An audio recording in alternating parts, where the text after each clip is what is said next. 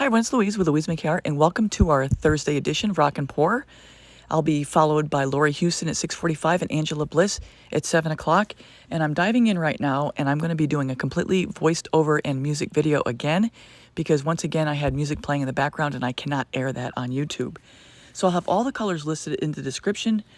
I'm continuing along with my weird bloom pearl swipes, or as Betty says from Oak by Bettina, she's referring to it as the purling bloom. So I've yet to figure out what exactly this is, and I'm still working on the small scale. I've done a couple big ones and they don't work the same, so I'm trying to figure out what I'm doing.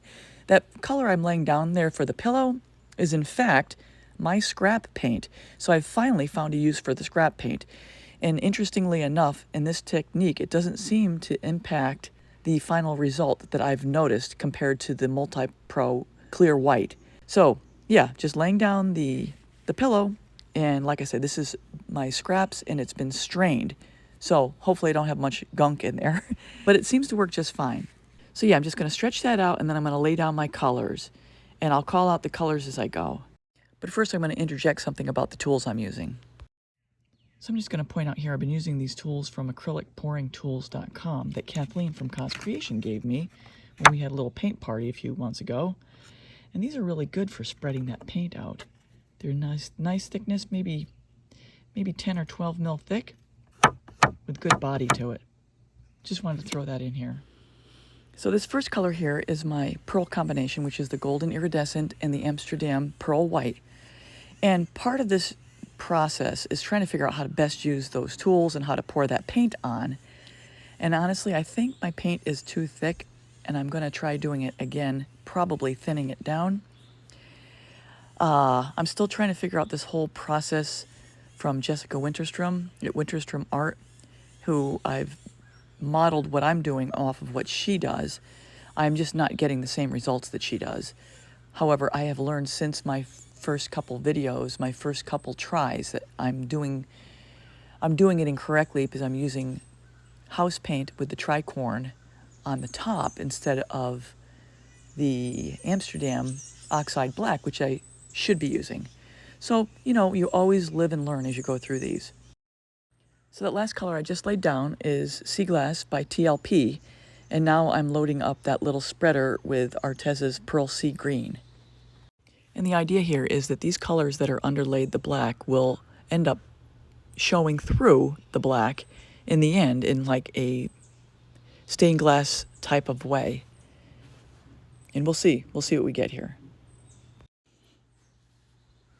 I'm jumping to the gold, and I'm just going to drizzle this off the stick because I don't want to put a whole lot of this down and have it just obliterate the colors that are underneath it.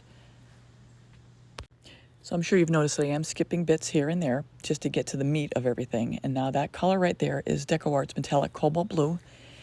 And half the challenge with this technique or this process is just getting the paint onto the spreader so it's not falling off. You're not getting so much on there it's spilling off, and you have enough on there so you actually can pour some off, and balancing it while you're putting the paint on. I mean, there's a whole learning curve to that. But like with everything, as I've pointed out in other videos, it all takes practice, and with practice comes improvement. I'm not going to say perfection, because what is perfect? So I'm improving as I go here, I'd like to think. Maybe not. So now we're on to Arteza's Prussian Blue, and that's the last color I'll be putting down. So once again, I'm still trying to figure out the best way of getting it on the spreader. And like I mentioned, these paints I think are way too thick, so that's part of my problem here. But at least they're thick all together, which consistency is probably the most important thing of any paint technique. So yeah, just spreading it down randomly doesn't really matter to me, because what I do want to have is the different colors hopefully poke through in different ways, and having it be a little more random will get you a little more of a random pattern. So while I have a second here, I'm going to interject. And even though that this technique is not yielding me what I was looking for, well, because I'm using the wrong material, I'm really enjoying what I'm getting. It's very unusual, very weird. And my dilemma now is whether to continue to pursue this or try to perfect Jessica Winterstrom's technique. So here we go with the faux pillow, which is the Tricorn Black by Sherwin-Williams Color to Go, which, as I've mentioned already, is not the correct paint to use. You need an acrylic paint to go on the top as the faux pillow. So here we go. We're going to apply it, cover up all the colors underneath, and see what we get. So I'm going to point out here, one of the trickiest things for me on this technique is knowing how much of everything to put down.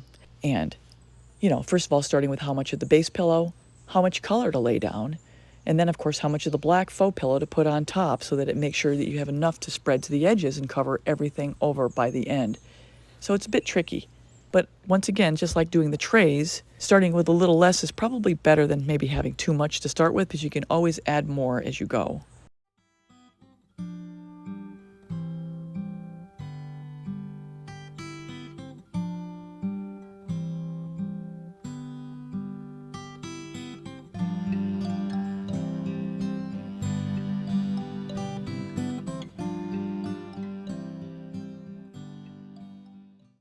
You know, I really should be a spokesperson for Maxwell House. For those of you that remember, Maxwell House is good to the last drop. I mean, for crying out loud, Louise.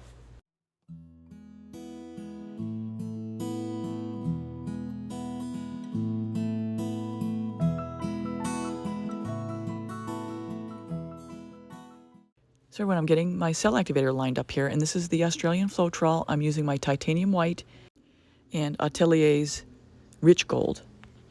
So as usual, you always want to mix it up, make sure it's fully constituted before you start to use it. So I'm just laying down the white first, and then I'm going to put down the gold on top of that. So we're good for time, so I'm going to let the rest of this video play pretty much on real time as we go. So in the meantime, I'm going to play music, and the first song I'm going to have up is by David Irvin, called The Pour Paint Blues.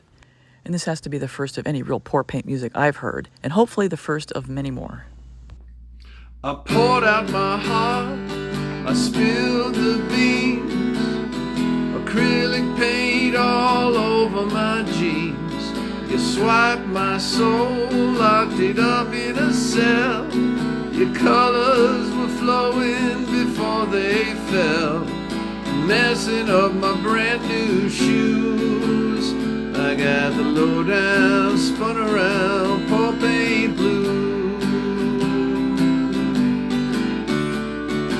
Tried to call my doctor, he wasn't home, so I called up Louise on the telephone. She said, don't sweat it, boy, just go with the flow. There's just some things we ain't supposed to know, but eventually you have to choose. I got the lowdown, spun around, pour paint blues. Stacked her paints on pillows in Amsterdam. The days together were golden, but I was a younger man. I offered pearls, but she wanted a ring. Back then our love was blooming, till she torched everything. Running to the edge, you and me must have had the wrong consistency. Nothing is right, nothing is wrong. I guess that's the point of this whole song. But you're always my favorite muse. I got the lowdown, spun around, pour paint blues. I got the blowed upon, tilted on, scraped, torched and blooming.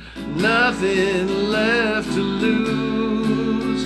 I got the lowdown, spun around, pour paint blues.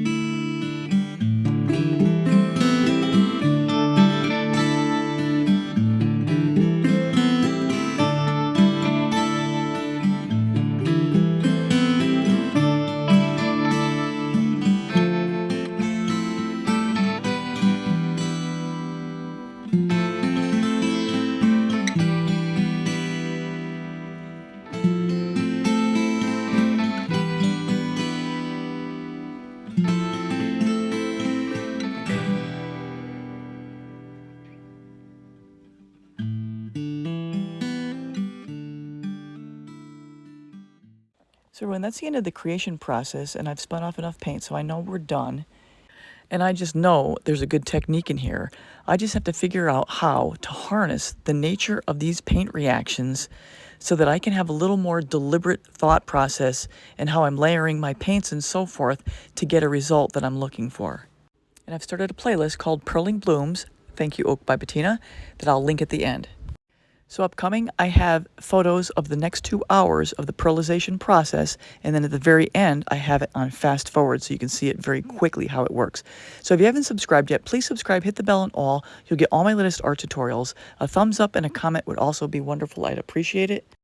And a special shout out to David Irvin, who provided the music. In this entire video, I'll have all his information linked in the description. And for right now, let's head over to Louise McKay Art, and after that, we'll see Angelia Bliss Art. Thanks a lot, everybody. And until next time, take care.